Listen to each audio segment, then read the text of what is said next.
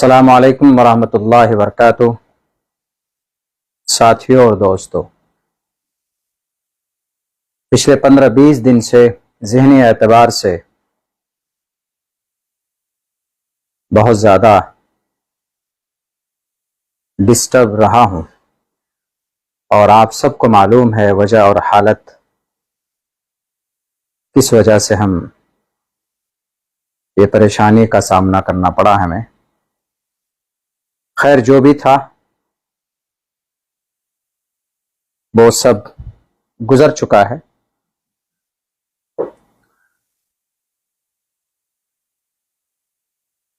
और ये कुछ बातें आपके सामने लेकर हाजिर हुआ हूं।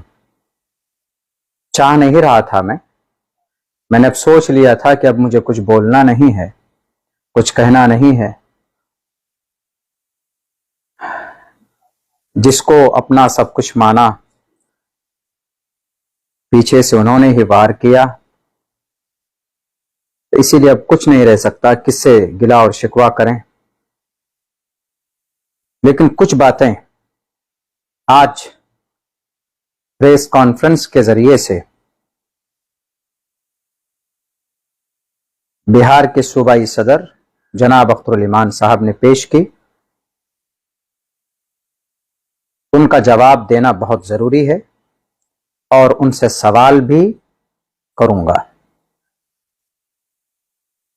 उन्होंने सफाई पेश की है, उनका हक है, कर सकते हैं, और वो अपने पार्टी के तईं अपनी बात रख सकते हैं।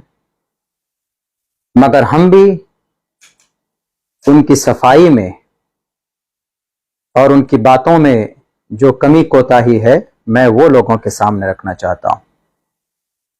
मजलिस इत्तेहादुल मुस्लिमीन,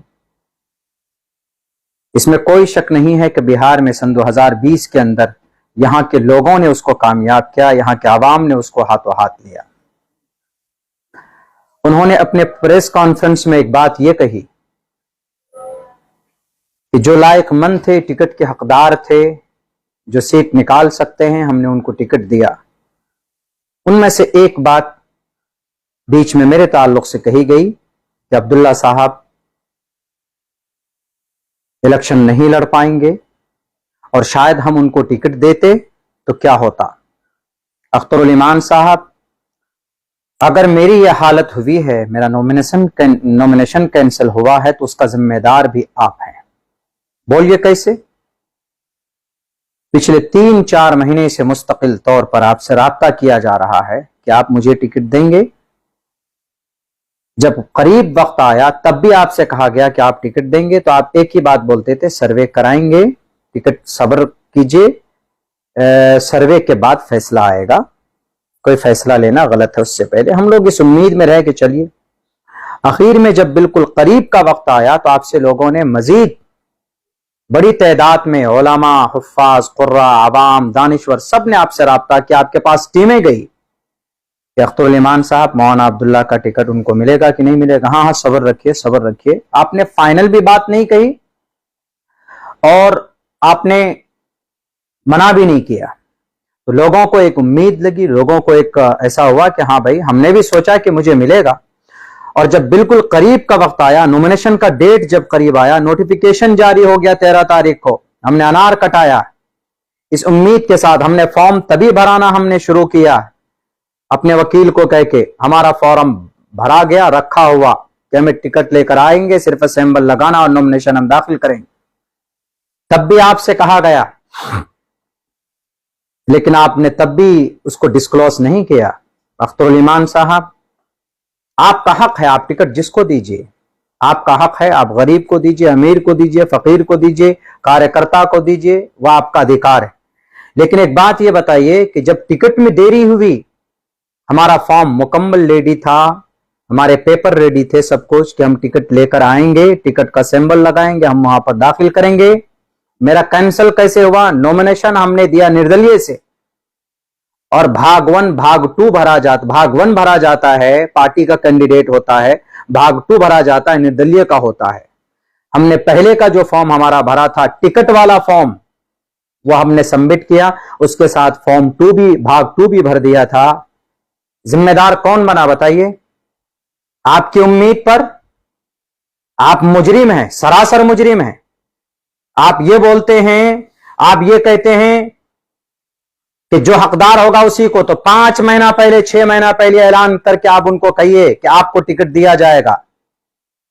आप तैयारी कीजिए, वाजे कीजिए। अगर कोई 10 कैंडिडेट हैं तो 10 को बुलाइए और कहिए कि हमने सर्वे करा लिया है, हमने तहकीक करा ली है, फला आदमी इस लायक नहीं है कि वो जीत पाएंगे, आप और मजीद मेहनत कीजिए, आपके अंदर ये कमी, आपके अंदर ये कमी। अगर क़यादत की बात करते हैं तो पहले से प्लानिंग होगी आपकी। ऐन वक्त में क्यों आप दूसरों का सहारा लेते हैं, ऐन वक्त में फैसला करते हैं और आप दुहाई देते हैं कि आरजेडी और जदयू वाले तो अभी ऐलान नहीं किया, हम कैसे करेंगे। अगर आप उसी की दुहाई देते हैं, उसी का उदाहरण देते हैं, तो फिर आप पार्टी अलग से किस लिए हो गए। जब आप उसी के नक्शे कदम पर चलना चाहते हैं तो फिर क्या मतलब हो गया मजलिस इत्तेहादुल मुस्लिमीन का। आसान और क्लियर कर सकते हैं आप। क्या आपके सामने में मेरे लोग नहीं पहुंचे, क्या मैं नहीं पहुंचा जिस दिन कसम खिला रहे थे आप। पहली बात तो यह कसम खिलाना, शरीयत के नाम पर आप सियासत करते, क्या यह गलत नहीं है। आप अपनी सियासत के लिए शरीयत का इस्तेमाल करते हैं। क्या अगर कोई कसम खा लिया तो पूरी जिंदगी आपका नौकर बनकर रहेगा, क्या पूरी जिंदगी आपके लिए सिर्फ कुर्सियां बिछाएगा, पूरी जिंदगी आपके लिए सिर्फ कार्यकर्ता बनकर रहेगा। कसम खिलाकर बांधना चाहते हैं आप। पहली बात तो आपका यह अमल बिल्कुल सरासर गलत है, गलत है। हमने किया वो हमारी नादानी थी, हमने सिर्फ इस उम्मीद पे कर लिया कि चलो हमें टिकट मिलेगा। उसके बावजूद भी हम गए किशनगंज, हमने कहा कि अख्तर साहब जरा ये बताइए हमारे नाम का है या नहीं, हमें बता दीजिए, हम चले जाएंगे। बताइए, हमने ये बाप के सामने बोला कि नहीं बोला। आप बोले कि मौलाना सर्वे चल रहा। कौन सा सर्वे है भाई। उस दिन आपने सर्वे रिपोर्ट हमें दिखाया कि सर्वे के अंदर में सरफराज साहब नंबर 1 पे चल रहे हैं। मेहनत हम करें, सर्वे सरफराज का कीजिएगा, मेहनत कार्यकर्ता करेगा, आप किसी और का सर्वे कराइएगा।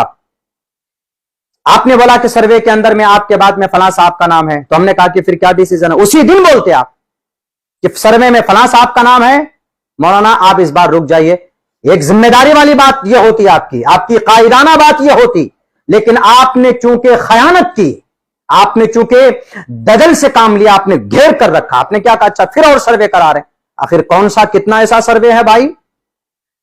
दूसरी बात, आपने यह कहा कि मौलाना सक्षम नहीं है। बताइए जरा, अख्तरुल ईमान साहब अमोर में, किशनगंज में हमारे जो कि हाट के 3 मुखिया, उनमें से 2 प्रेजेंट मुखिया थे, एक डीलर और एक समिति। ये लोग जाकर आपको नहीं बोले कि अख्तरुल ईमान साहब अगर आपको लगता है कि अब्दुल्ला सालिम कमजोर है तो आप सिर्फ चेहरा उसका होगा और हम लोग उनके साथ खड़े हैं। जो अखराजात हैं पार्टी के, जो भी अखराजात हैं, 10, 15, 20, 25 जो भी अखराजात हैं, हम देने के लिए तैयार हैं। 3 मुखिया, बल्कि 4 मुखिया, एक समिति, एक बिजनेसमैन आपके पास नहीं पहुंचे। एक दिन नहीं, कम से कम 4-5 दफा आपके पास पहुंचे, मेरी बात को लेकर पहुंचे। वो लोग अपने से गए, लेकिन आपने क्या कहा, अच्छा फैसला करते हैं, अच्छा सर्वे करते हैं। आपको उसी दिन बोलना था। आपसे 2 महीना पहले, गालिबन 2 या 2.5 महीना पहले, मैं इस्तीफानामा लिखकर आपके पास गया था। मैंने कहा कि सर ऐसा है, मुझे इलेक्शन समझ में नहीं आ रहा है, हमको ऐसा लग रहा है कि आपने किसी और को कैंडिडेट बना दिया, अब ये मेरा इस्तीफानामा कबूल कर लीजिए, मैं अपना रास्ता देख लूंगा। बोला कि नहीं बोला आपको किशनगंज में अख्तरुल ईमान साहब। लेकिन आपने क्या कहा कि मौलाना आपका इस्तीफानामा कबूल नहीं है, सब्र रखिए, आखिर वक्त अब हम सर्वे करा रहे हैं, उसका फैसला जल्दी आएगा। आपको उसी दिन मना करना चाहिए। आपने उसी दिन कैंडिडेट बना लिया था जिस दिन वह शख्स ज्वाइन किया था। बहरकैफ हम नहीं जाना चाहते इन बातों में, लेकिन आपका यह इल्जाम, यह आरोप सरासर गलत है, गलत है।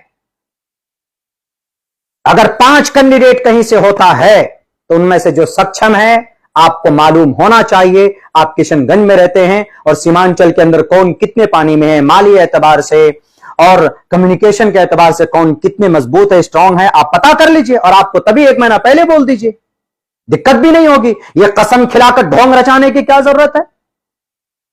अभी आप बैठ करके फलां साहब इतने वोट लाए, फलां साहब इतने वोट लाए, सर्वे में उसका नाम नहीं आया, तो मंजूर इंजीनियर मंजूर कारड़िया का नाम सर्वे में कैसे आ गया। वो तो अभी तक कांग्रेस का आदमी है, अभी तक आपका पार्टी ज्वाइन नहीं किया।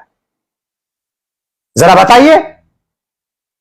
आदिल हसन आजाद साहब बलरामपुर से लड़ रहे हैं, सर्वे में नाम आ गया उसका। एक भी दिन वो बंदा, वो शख्स किसी पूरे ब्लॉक का इंतजार सर्वे नहीं घुमा नहीं है। जो आदमी वहां पर इंजीनियर मुअज्जम या क्या नाम है उस साहिब का, उन्होंने काम किया है पूरे 1.5-2 साल तक तकरीबन। आपने क्या कहा उनको? यही कहा होगा कि तैयारी कीजिए, ऐन वक्त में आपने उसको काट दिया। कोढ़ा से पासवान साहब दलित समाज में आते हैं ना, सीमांचल कारवान इंसाफ में साथ था वो आदमी, मैंने देखा था, इस उम्मीद से आया था कि वो लड़ेगा। आपने गालिबन उनको उम्मीद भी दिलाई थी, लेकिन अभी वो बेचारा रो रहा है, आपने टिकट नहीं दिया उनको। एक दलित आदमी क्या सोचेगा आपके बारे में? अपनी जुबान पर, अपने एतमाद पर कायम रहिए और कायदाना किरदार अदा कीजिए। ये दूसरों की तरह झूठ बोलना, ये दूसरों की तरफ मक्र में घुमा करके, फरेब के जाल में फंसा करके सियासत नहीं होती है जनाब, कयादत नहीं होती। तो मेरा फॉर्म जो कैंसिल हुआ, मेरी पूरी तैयारी थी मजलिस इत्तेहादुल मुस्लिमीन के प्लेटफॉर्म से लड़ने की, और वो फॉर्म मेरा रेडी था, कहीं पर कोई कमी नहीं थी। रही बात यह कि हमने आजाद उम्मीदवार से नॉमिनेशन दायर किया, मेरे दिल में इतना नहीं था, क्योंकि मेरा बनाया हुआ घर उजड़ गया, इसलिए हमने ज्यादा ध्यान नहीं दिया, वो बैरकैफ वो हो गया। लेकिन अगर सिंबल होता तो 100% हम कामयाब होते। और फिर आप आखिर दिन तक लटकाते हैं, आज देते हैं कल देते हैं। अरे जिसको देना 2 महीना पहले कीजिए। किसको दिया आपने? कार्यकर्ता कौन है? कोचा धामन के सरवर साहब कार्यकर्ता हैं, बहादुरगंज के कैंडिडेट कार्यकर्ता हैं आपके, ठाकुरगंज के कैंडिडेट कार्यकर्ता हैं आपके, किशनगंज के जो कैंडिडेट है बेचारा इसहाक साहब, वसाइल के एतबार से कमजोर जरूर है, लेकिन हिम्मत और हौसले के एतबार से आपके मौजूदा कैंडिडेट ये भी आए हैं इलेक्शन लड़ने के लिए, लेकिन वो लोग आपके साथ 11 साल से जुड़े हुए थे। बड़ी बड़ी बातें करते हैं, मैंने लिख के रखा हुआ है। आपने ये कहा कि आप कस्में खिलाते हैं, कस्में किया, वादा किया, आप ब्लैकमेल करते हैं। आप ब्लैकमेल करने के लिए आपने ये बनाया था। आपको कस्में उनको खिलाना चाहिए था जो आपका कैंडिडेट है। क्यों नहीं खाया कस्में आपका? यहां के हमारे जो कि हमारे अररिया के इंजीनियर साहब, क्यों नहीं कस्में खिलाया आपने उनको? आदिल साहब क्या कैंडिडेट नहीं? क्या वो खुदा है, फरिश्ता है? वो कभी छोड़कर नहीं जा सकता। पहले और पार्टी में था, MIM में, सियासी लोगों का एतबार होता है। क्या आप हजरत जिब्राइल अमीन है? क्या आप नूरी मखलूक हैं? आपसे गुनाह नहीं हो सकता, आप दल नहीं छोड़ सकते। पूरी जिंदगी कस्में खा के पूरी जिंदगी बांध कर रखना चाहते हैं आप। सरासर यह आपका फेल, आपका गलत है। आप ब्लैकमेल करना चाहते हैं, फलां ने लिख के दिया, फलां ने लिख के दिया। अररिया के अंदर में राशिद साहब अगर 9000 वोट लाए तो यहां पर उन्होंने खड़ा किया था पार्टी को। नहीं बनाना था अररिया में राशिद साहब को तो बोल देते, 2 महीना पहले बोल देते ना क्या राशिद साहब ऐसा है कि वहां कोई मजबूत कैंडिडेट ढूंढना है इस बार जो ज्यादा वोट ला पाए, तो बेचारा अपना उसी हिसाब से जहन प्रिपेयर करके रखता। हर 10 दिन के अंदर अंदर यहां जाओ वहां दौड़ो, टिकट हो रहा है कि नहीं हो रहा, इधर उधर, ये सारी चीजें बंद कीजिए। दूसरी बात यह है, हमारे लोग गए थे पूरी तैयारी के साथ आपके पास कि जो खर्चे अखराजात होगा सर बता दीजिए, हम तैयार हैं।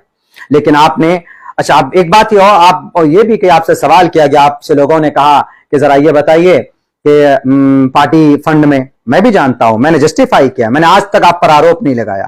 पार्टी फंड में खर्च होता है, मैं मानता हूं। पार्टी चलाने के लिए, पार्टी ऑफिस को चलाने के लिए कुछ वर्कर होते हैं, कुछ चीजें होती है, यकीनन पैसा खर्चा होता है। लेकिन पार्टी भी तो खर्चा करती है ना। सपोज दैट अभी बैरिस्टर साहब आएंगे, आपने क्या कहा प्रेस कॉन्फ्रेंस में, 1 करोड़ में बात भी है, तो कौन देगा ये पैसा? अगर हम आवाम ही देंगे, कैंडिडेट देगा, तो फिर पार्टी का झंडा उठाने का क्या मतलब? कैंडिडेट बेचारा खर्चा भी करेगा, कैंडिडेट बेचारा रैली को भी कामयाब करेगा, और कैंडिडेट बेचारा पार्टी फंड में चंदा भी देगा। तो फिर जनाब जो राष्ट्रीय अध्यक्ष हैं, जो जिम्मेदार हैं मेन, वो हेलीकॉप्टर में भी घूमेगा तो वह खर्चा अगर वर्कर ही देगा, तो फिर आपकी क्या जरूरत, पार्टी की क्या जरूरत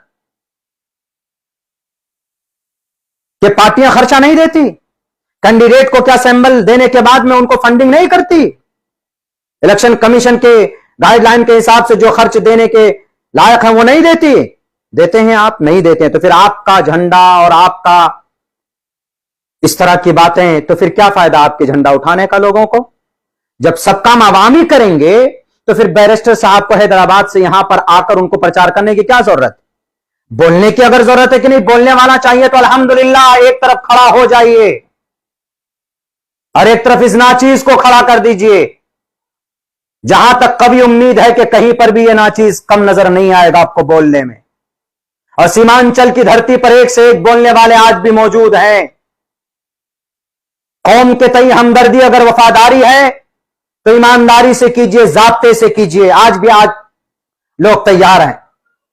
लोगों ने देखा कि बहुत अच्छी बातें चल रही है, कयादत की बात चल रही है।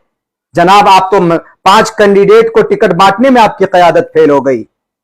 आपको यह करना चाहिए था कि 2 महीना पहले बुलाते आप, 5 को बैठकर बात करते कि देखिए फलां साहब ज्यादा बेहतर हैं, आप में से किसी एक को कैंडिडेट बनना है, फलां साहब पार्टी की सर्वे के अंदर है। पार्टी सर्वे आप पता नहीं, आप सर्वे लास्ट तक लेकर जाते हैं, यह जाब्ता नहीं होता है। और दूसरी पार्टी का उदाहरण देते हैं आप, आरजेडी से देते हैं, कांग्रेस का देते हैं। वो अपने ही मजबूत पुराने कार्यकर्ता में से किसी एक को चुनता है। 10 साल से मेहनत कर रहा, उसमें से किसी एक को चुन लिया। 22 के अंदर में अब्दुल सुभान साहब पुराने हैं, उनको चुना गया है। और जनाब वहां देख लीजिए आप, आपके कोचाधामन के अंदर में एक बड़ा लीडर आया है, आरजेडी ने उसको चुना है। लेकिन यह है कम्युनिकेशन, समझौता, बातचीत, तसल्ली, यह होती है। 5-5, 6-6 लोग रहते हैं हर जगह पर, मानता हूं मैं, लेकिन पार्टी की जिम्मेदारी बनती है, आला कमान की जिम्मेदारी बनती है, जो सदर होता है उसकी जिम्मेदारी बैठती है कि बैठ करके समझाएं, वीडियो ना बनाएं। ये वीडियो बनाकर आप लोग वर्गलाते हैं, ब्लैकमेल करते हैं।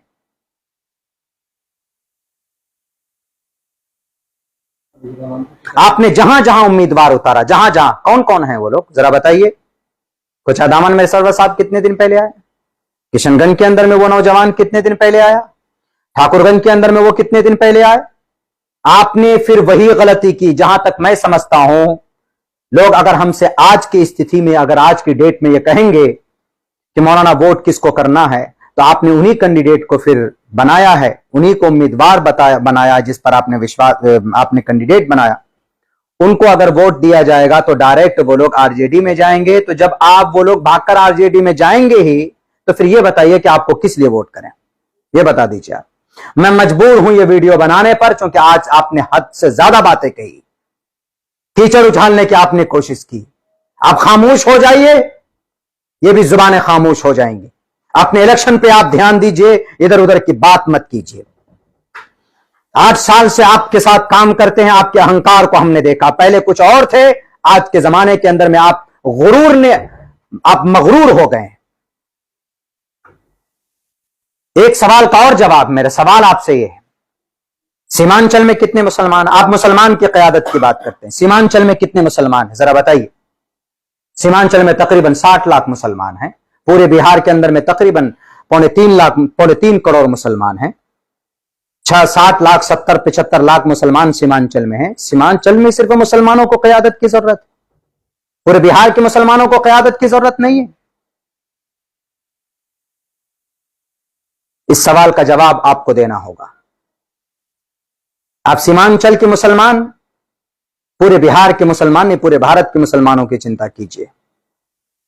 और फिर जो लोग आपके साथ दिल से जुड़े हुए हैं, अगर आप वो कैंडिडेट के लायक नहीं है, कोई और आदमी कैंडिडेट के लायक है, तो उसको एतमाद में लेकर यह फैसला कीजिए कि फलां साहब ऐसा है, ताकि आपसे आपका यह पुराना साथी न टूटने पाए।